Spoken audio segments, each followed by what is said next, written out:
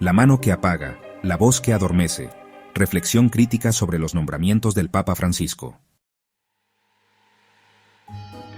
Hoy me hago una pregunta desde la libertad y el respeto, pero también desde mi amor por Jesús, y la pregunta es: ¿qué lleva al Papa Francisco a rodearse cada día más de teólogos exégetas en teología gay, que defienden la homosexualidad como un acto totalmente normal y natural y forzan la Biblia en función de esa defensa?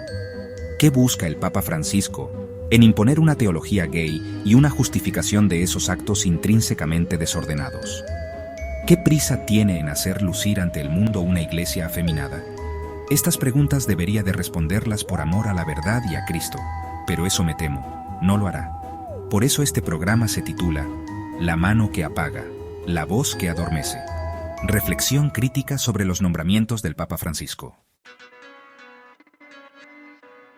En la era contemporánea, donde las decisiones papales repercuten globalmente y afectan profundamente la percepción y la práctica del cristianismo, se hace crucial examinar críticamente los nombramientos y acciones que podrían amenazar la integridad de la fe y la moral. Un ejemplo alarmante es el caso del vocero de la Casa Vaticana, el fraile Pasolini, cuyas homilías han insinuado de manera directa las relaciones homosexuales de Cristo con Lázaro o con los apóstoles.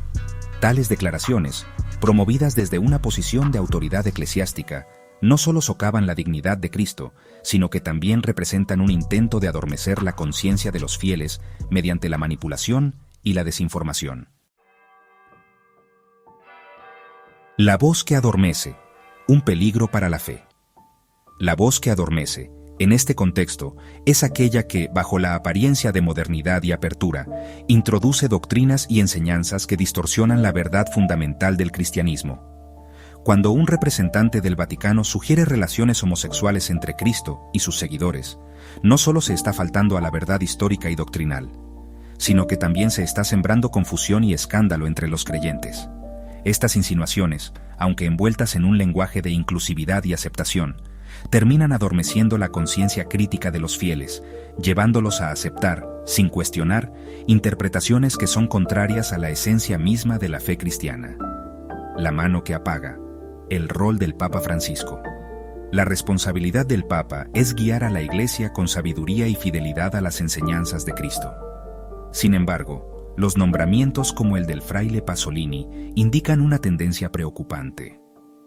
Al nombrar a individuos cuyas enseñanzas y declaraciones contravienen la moral cristiana, el Papa Francisco parece estar utilizando su mano no para guiar y proteger la fe, sino para apagar la voz de la verdad y permitir que prevalezca la confusión.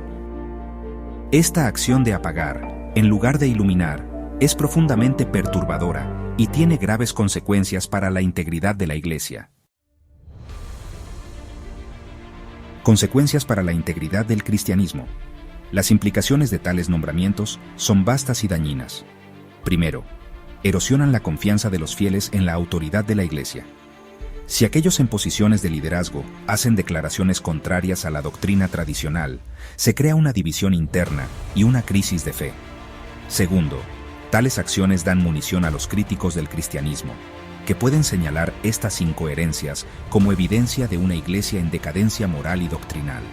Además, la insinuación de relaciones homosexuales de Cristo atenta directamente contra la dignidad de su figura. Cristo, como modelo de pureza y santidad, es desvirtuado por tales afirmaciones, que no solo son históricamente infundadas, sino que también son teológicamente destructivas.